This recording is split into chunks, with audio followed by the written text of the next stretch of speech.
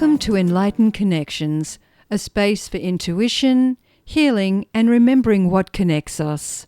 I'm Lisa Aston Michael. If you'd like to continue these conversations, follow on Spotify and stay with us.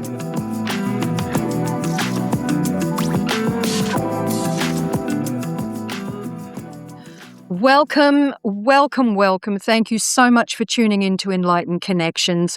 My very, very special guest this week is someone that's very close to my heart, and this is Anton Cavalli. And Anton is an inspirational speaker, trauma survivor, and transgender educator based in Brisbane. Drawing on lived experience through serious illness, identity transition, and profound personal reinvention, Anton speaks with honesty and depth about resilience, purpose, mental health, and personal responsibility. Through his work as a speaker and educator, he encourages people to move beyond survival and step into self-leadership, helping them to challenge limiting narratives, reconnect with their authentic voice, and live with greater clarity, courage, and intention. Welcome, Anton. Welcome. Thank you very much. I'm really happy to be here. Thank you.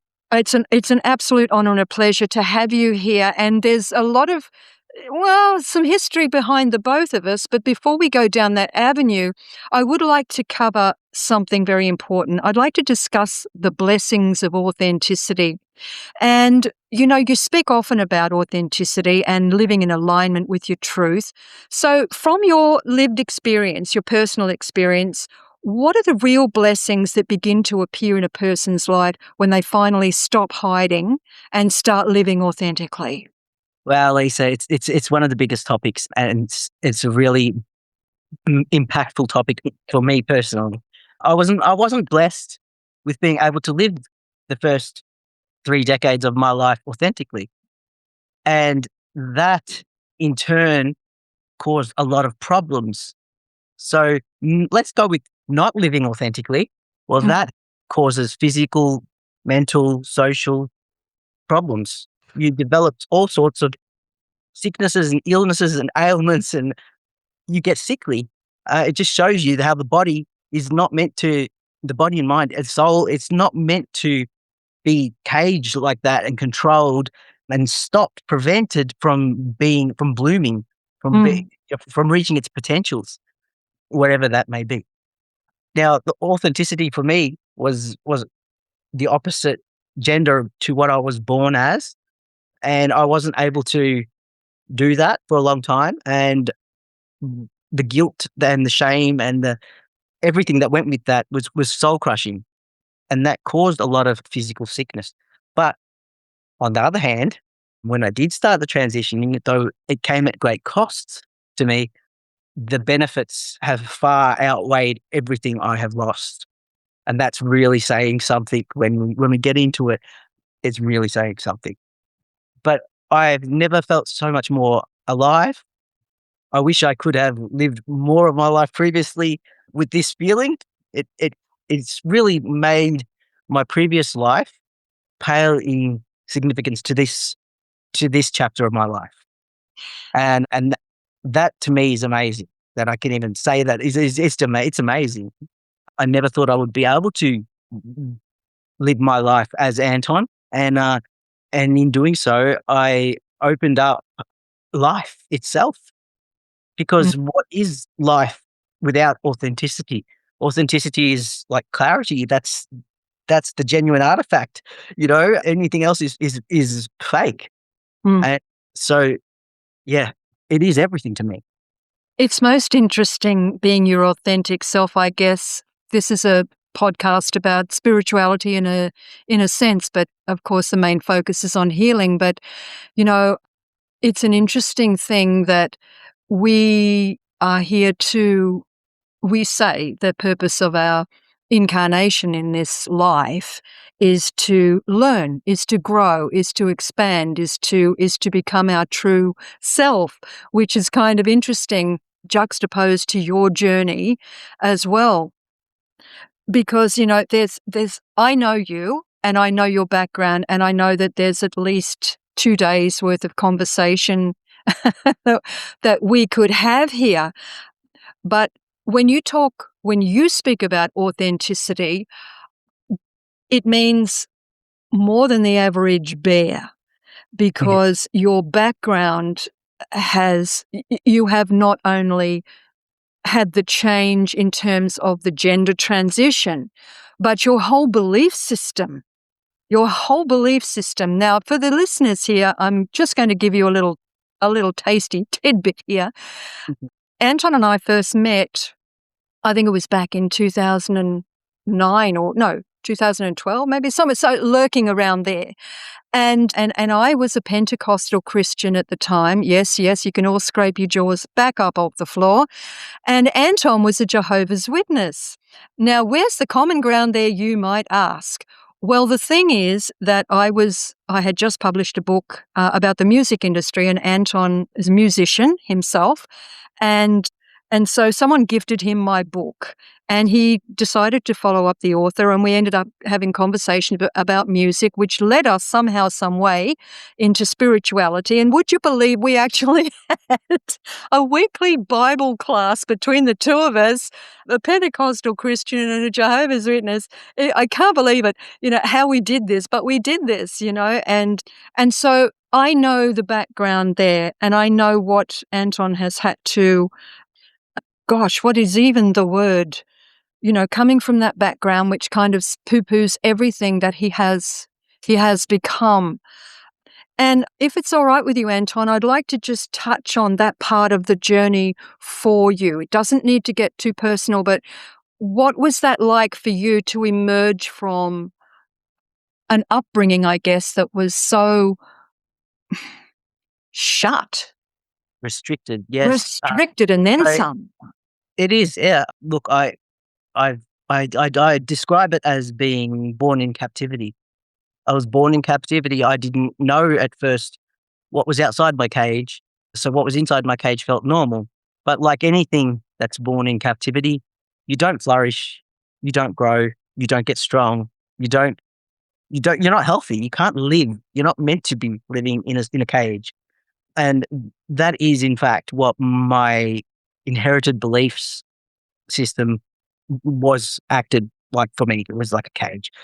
To top it off, I'll just say that my family were quite fanatical in the religion too. So, there's different degrees of practicing, religion, and my family were quite strict and very at the top of it, making life a whole lot more extreme, really. I mean, it caused a lot of shame, a lot of mental dilemmas.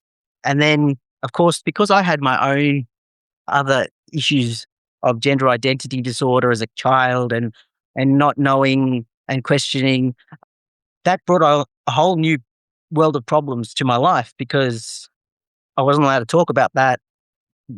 That made me feel guilty in God's eyes. Potentially, God wouldn't like me to think about this or dwell on it, it was just incorrect teachings that were given to me as my foundation of my very life, and then to build a life on that, and to live a life on that as best as I could, with 100% devotion, until the day I found out that things weren't quite what they seemed, and I had to do some exploration myself. But I mean, it's been really rough. It's been really rough. Did this occur in a parallel? Did your spiritual transition occur at the same time as your gender transition? Were you dealing with both of those things at the same time? No. My spiritual transition occurred first, and then when I started questioning certain things and looking into them, I gave myself permission. I gave myself permission to start doing my own research and making my own mind. And when I did that, I uncovered things, and I saw things from a different perspective and clearer. And I realized that some things weren't adding up here. Once I started realizing some things weren't adding up, then I started questioning, well, then why have I held off correcting my situation in life and doing what I felt I needed to do for my life based on these beliefs Was it true? Was it, did I need to do that? So then I did actually call a meeting with congregation elders and had a chat. I did what I thought I should do in the right progression, in the right order. I always tried to maintain my dedication that I hate using the word now. It's really hard for me to, but I realized then, shortly after that meeting, during that meeting and after that meeting, that it was a cult. I was in a high mind controlled cult, and Mm. and things couldn't be proven from the Bible. And if it Mm. wasn't coming from the Bible, then who was it coming from? So I wasn't willing to base my life decisions on other people's opinions. So I bit the bullet and I did what I needed to do. And in doing so, I mean, it cost me all of my Jehovah's Witness family and friends, as you know, and that was really difficult. It's Mm. not the shunning is horrible, and it happens overnight, and it spreads like wildfire. And next minute, you just get messages from everyone telling you that they've heard something and that they feel very sorry and that they're no longer going to be speaking to you anymore. But should you Mm. come back, please remember them. They'll be waiting for me. It's. I don't. Can I stop here and put a little clause in that the people are lovely. I don't hold any grudges against any of them. I was one of them. I know that they have good motives and good intentions and they're just human beings like anyone else. There's good and bad. You know what I Mm. mean? Mm. But yeah, I don't. I just. It's not that they're the problem. The problem that I see comes from the head of the organization. The fish. The Mm. fish sticks from the head. Mm. Mm. So Yeah, I think that this is all part and parcel of the authentic journey, isn't it? A similar but not similar thing happened to me with the Pentecostal church. I kept having visions, and I shared the visions I was having with my pastor, and some of them weren't real good. It's probably what is happening now in our society that I saw. And in fact, one of the visions was about a pastor that was traveling overseas at the time, and I saw something happen, and I sent her a text message. And only to find out later that I was spot on. And she said, I'm so glad that I took notice of your heads up, because otherwise I would have been, badly hurt in that particular accident. But still, I got poo-pooed and frowned upon. So that was me out the door for that. So I think, we're talking about finding ourselves here. And many people grow up in environments where parts of who they feel themselves unsafe, that it's unsafe for them to express who they are. In your journey, how do you think that repression or negative environments affected your sense of self, and what helped you begin reclaiming your voice and your identity? I know we've just covered a bit of it then, but there's a lot more to it. there is a lot more to it. It was hard. I, I when I started going into puberty, I was experiencing same sex attraction, but I didn't feel like a lesbian because I didn't want to be a woman. I didn't feel like a woman, and I just couldn't understand why my body was not male. I can't explain Mm. transgender any better than that. It's just in Mm. my head, I'm like, I'm not meant to have this body. So it was really hard. And so you feel like you're living a lie. You're acting each day. And it's funny now that I've transitioned.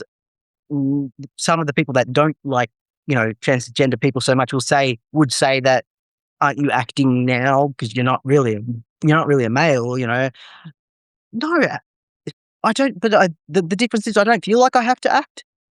'Cause you've always been I'm who if you are. if they think this is acting, well, I'm just living now happily, freely as Mm. myself. I don't have to give it a second thought, and I feel Mm. totally comfortable. It doesn't give me bad feelings. It doesn't give me anxiety, dysphoria, other issues that have plagued and riddled my life.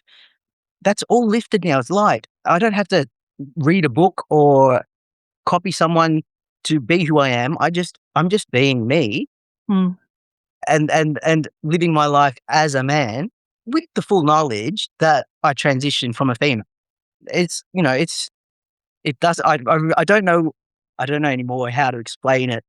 No, and I don't think it's something that you can really explain. You have to be there. But the other thing that you've had to work through on top of all of this is the tumours.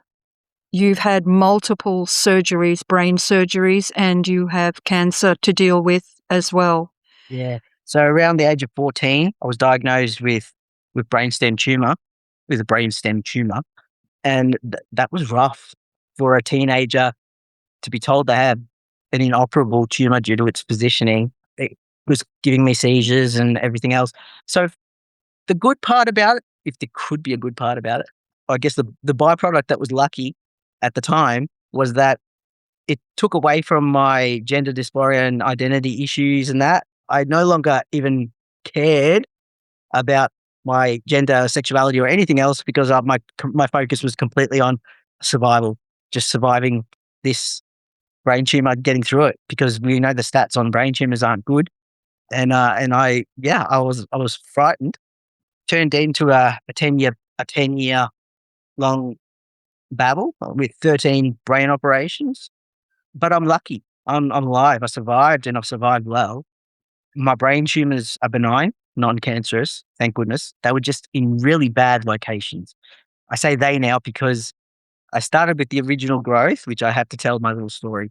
It's Bob that I named my original growth. And then the second, Bob grew a little buddy, so that became Bobette.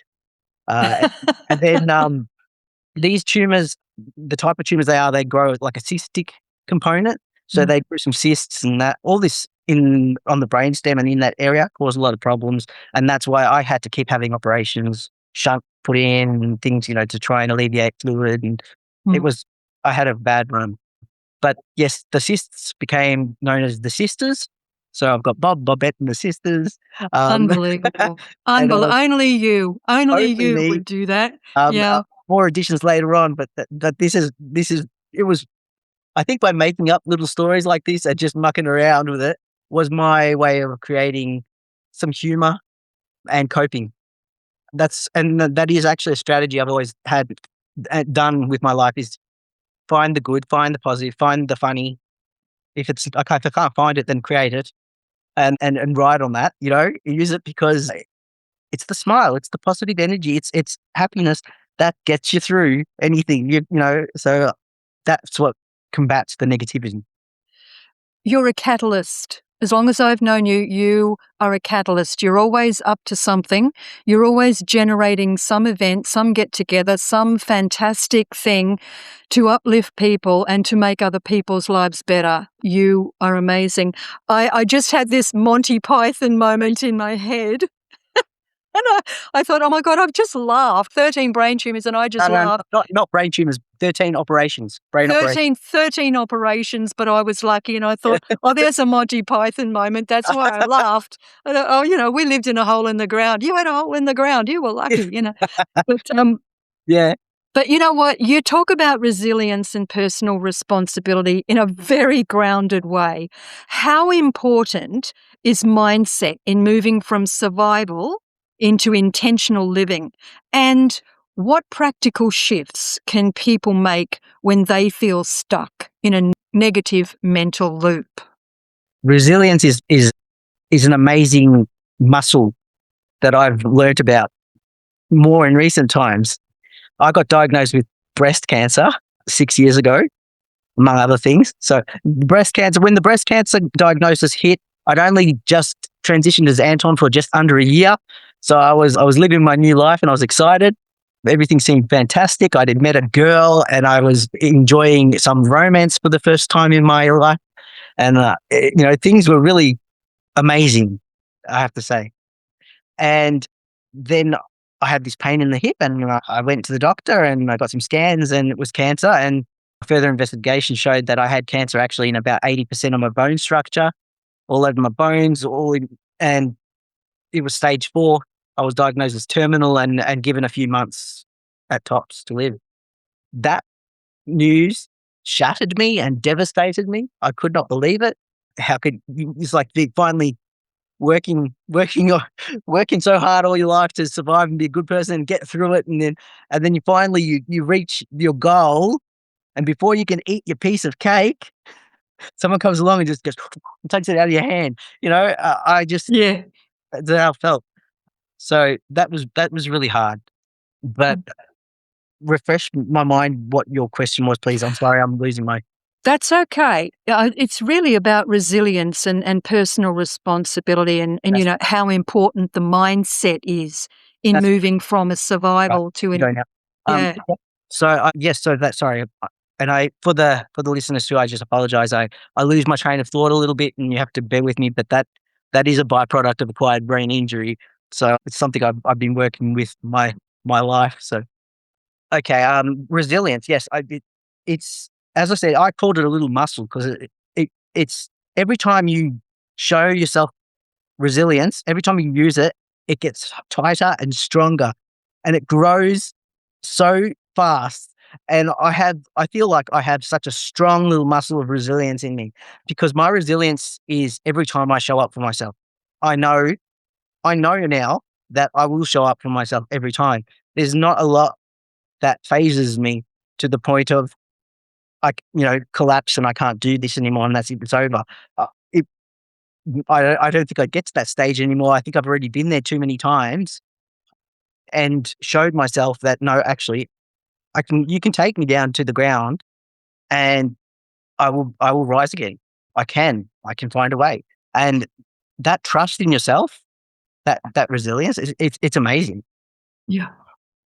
Granted, I do think that my spirituality's changed a lot in the last over the last 6, 7 years since I left my former faith and had to sort of relearn and rework out things. And I don't have all the answers that I thought I had.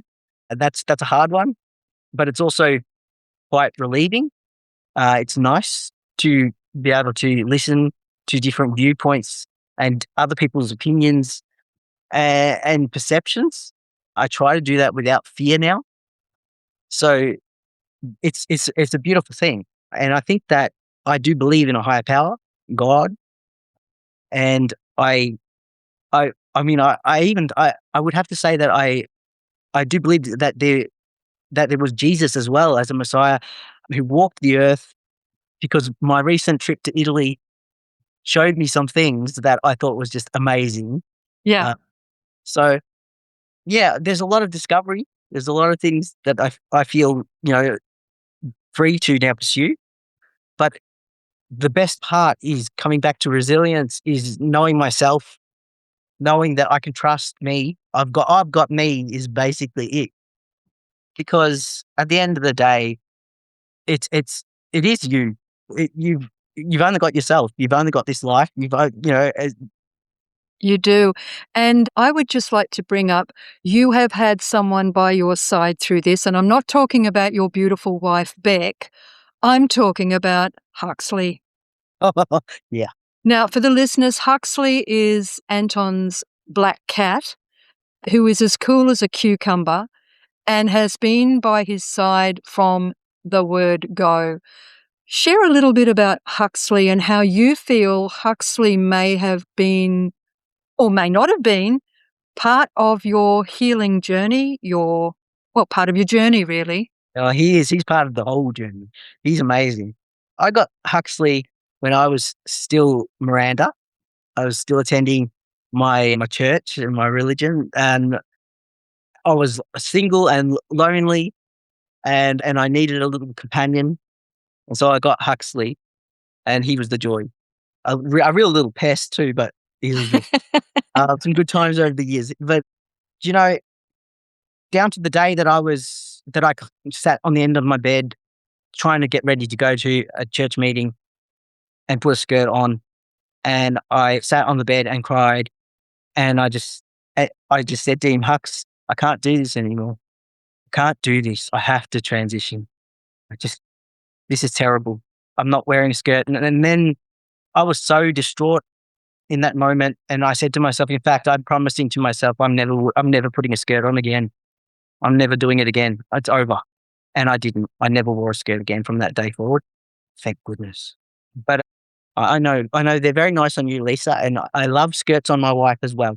I but but I certainly don't wanna wear anyway, yeah, so and my little cat, I think he just I don't think he knew exactly what I was saying, but I think he knows distress. He knew distress, and he knew he was being spoken to, and I felt the comfort from his little animal soul. You know, he's a beautiful little thing, and he's just been a source of comfort to me. From that very beginning that I got him, I took him to the vet around the corner, the veterinary practice that my wife works at, and Beck got to know me through my cat Huxley. Aha. So Huxley's the facilitator, hey? So Huxley brought us together, if you want to say Mhm. that. She shaved his parts so that he could have a removal. And We're he going, still likes her. and he still likes her. He just knows who's boss. He's like, he Yeah. doesn't mess with his mama. No, no. Well, thank you for sharing that, because I've noticed that sometimes when you share photos of when you've come home from chemo or when you're feeling not having a great day, Huxley always seems to be, hanging around and cuddling up with you, and I often feel that he's been such a wonderful anchor for you, so stable right the way through, and just being your little buddy, and I think we owe him recognition through this conversation. But you're talking about how you see things, how you've perceptions through your life of what you've been involved in, and how you've been raised and where you are now at. And our perceptions shape what we experience in the world, yet many of us carry beliefs that were formed during the difficult times. You've touched on that. Why is it so important to regularly re-examine and adjust our perceptions? And how do you think people can start to do that in their everyday lives that might feel that they too are kind of locked in a world that just doesn't quite feel right? I think that the world is very stressful out there, and people can get really distracted with all the anxieties of life and other people's problems, their own problems. There's a never ending supply of problems around us, and all the pressures that we have to navigate. That it can cloud our perceptions. We get fed so much, can I say, garbage through media and other avenues that it's hard to decipher the truth from the Fake garbage. fake news, I think it's called fake Yeah, news. fake news. Trump's is he's one of his favorite phrases, I think. But it's true, and it's becoming even more so now with AI and everything. Everything's just so fake, and I don't know what's real anymore. So how does that how does that give you perception? Well, and I found that I think what you really need for me personally, I have to speak only from my. I don't know. I'm going to just give you my opinion. Mm, Um, my perception is mm, that I need to anchor myself. mm. I need to anchor myself. When I get troubled, I bring myself back to basics. How do you do that? Who am I? Where am I? I am Mm. Anton. I'm here on this earth. I'm right here. Like, I'm safe. I'm fine. I'm breathing. What's clouding me? What's making me upset? And if you can compartmentalize and just sort of take away the fog and just see the pieces for what they are, and not react in like under stress and emotion and panic, it's no good. You need to, I need to slow down my life, especially with the brain injuries that I've had. I tend to go a bullet a gate at things, as you've seen, and I need to just hold back a bit. Beck's been fantastic in helping me to do that. Um, Mm. she's been very grounding for me. And just She's been a rock. She's a rock, isn't she? She's so a yeah, slow down, Anton is my little phrase from her. That must be hard for you because you're an ideas person. You're always coming. No ideas, man. You're always seeing the next thing before others see it. And not only do you see it, you jump right in there and you just make it happen. So that must be very difficult for It you. is. It's a real big adjustment, but too, it's taking my life into a new. I've built my life now as Anton from the ground up, literally. inside out, external, internal, everything. I really, when I say I'm self-made, it is very self-made. But there's power in that too, you know.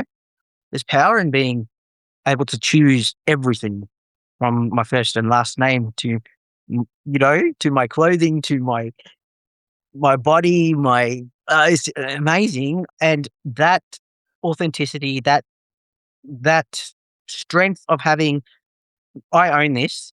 I've taken ownership of my life and who I am, has given me now permission to relax a little bit so that I can make a clearer decision on things. Mm. I Yeah. take the time to make my own decisions. Yeah. And I think also involved with all of that, we've got to be considering that self-love is the foundation of all of that. And that seems to be a theme that runs through your work in everything that you do. We'll talk about your work in a minute. But, for someone like yourself who's spent years putting yourself last, which you put yourself last trying to make everybody else happy, what does true self-love look like in practice? Mm. It's not hard. That's the beauty of it. It was just learning. I had to learn self-love. And once I learned how to properly do this so that I wasn't, okay, I had to go to one major thing had to be stopped immediately was my self-talk. I was very critical of the way I would speak to myself in my head. I dropped something and I'd say, "Oh, you idiot!" Like, "Oh, damn it, why did I do that?" It was anger, it was aggression, it was sharp. That is going to make you very sick, and it's astounding how many people do this and don't realize it. And so I try to help other people, and especially when I notice that, and say, "Look, you need to speak to yourself kinder. Be be gentle with yourself. You don't need to beat yourself up. Everyone else in the world is beating themselves up. Just you don't need that. You need to love yourself." So one of the things is actually thinking of yourself in a better light, treating yourself with respect and kindness, setting proper boundaries for yourself, guiding the other people to the way they can approach you and be in your life. You don't have to accept another person into your life who will treat you purely on their terms. And no, you have the right to say how you want to be treated and what you intend. Lay down your terms. There's Lay down your terms. I like that one. Now, I believe you have a book, Cooking? Yes, I have. I've been cooking for a while. Oh, I just got to find the time and ability to write it all. But it is in the works. It's called Coming Home to Me. Beautiful. And really, it is a self-help book as well as my memoir. I'm very much looking forward to when that book is completed and ready to hit the shelves, because I will certainly be making sure that everybody I know Thank you. knows about it. Releasing it. I've been releasing it. Can I mention? Yes, of course. I've been releasing it incrementally, and I will be continuing to do so over this year through my website and through my Facebook page. Okay, well, I'll be giving the listeners that information shortly. The other part of your work, you're always juggling plates, spinning plates. Cosa Nostra Coffee. Now, for those who live in Brisbane and surrounds, if you do not get coffee from this man, you are missing out on one of life's greatest pleasures. Tell us about Cosa Nostra Coffee. Yeah. Well, my first job as Anton was a barista at a cafe, and I loved it. Honestly, it was fantastic. I was working for the first time as a man and making coffee for people and enjoying communication. And I had a group of older ladies that used to come in, and I'd have such a great laugh with them. I'd look forward to it every morning. It was fantastic. I was just alive and so happy. And then, of course, when the cancer hit, that changed everything for me. And then I got really stressed out because I thought, what am I going to do now to keep my mind somewhat busy, to give myself a target to keep moving towards, to support myself financially during this time and everything. And then I got thinking, and I thought, oh, I happen to know Philip DeBella, who is the founder of DeBella Coffee, one of the biggest brands here in Australia. So I contacted him and I asked him, and I said, this is my situation. I'm a former business. Do you think I could run a coffee cart? And that I've got this idea with this cart, and I had bought a cart that I wanted to do that with. And he said to me, look, you could, but that's going to be a lot of work and it's going to be really taxing on you. And buddy, if you're going to go through chemo and everything else, he said, you're not going to have the stamina and the ability to do it. He goes, really, you're going to drag yourself into the ground. And then he told me about how he had opened up a coffee commune and was doing roasting for different cafes, and was setting this up to help people to reach their own business potentials in the coffee industry. So I went through as his first startup little business. Wow. I chose my name, Cosa Nostra Coffee, which Cosa Nostra is a Sicilian branch of the mafia.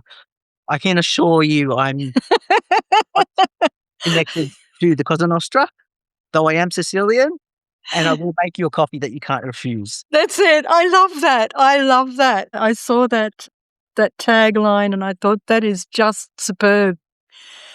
Now, I do want to also bring to attention for anyone that may be listening that books events or is seeking a phenomenal speaker with a story that will just hold people in their seats. I believe that Anton is available for this to happen.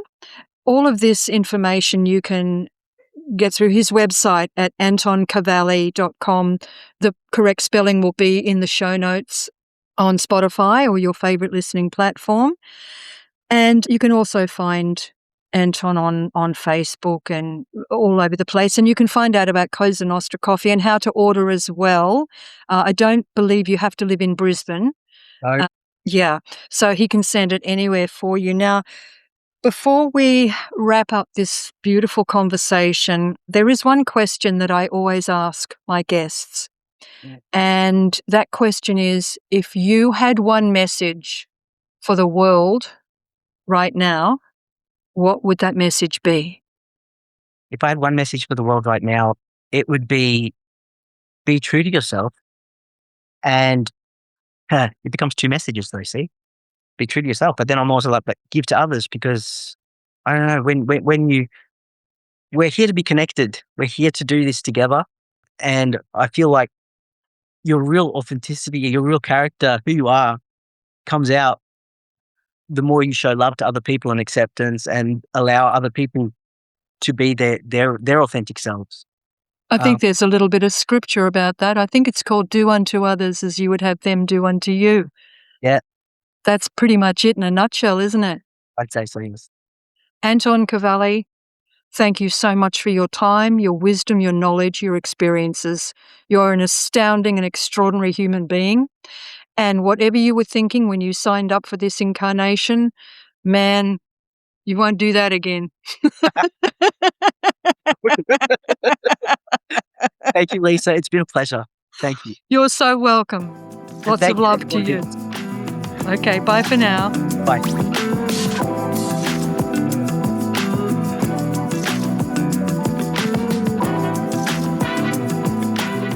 Thank you for being here and for listening to Enlightened Connections. I hope today's conversation offered you insight, reflection, or a deeper sense of connection. If this episode resonated, please follow or subscribe and share it with someone who may benefit. You can also join me inside the Enlightened Connections Facebook community. I'd love to welcome you there. Until next time, take gentle care, stay connected, and trust the whispers.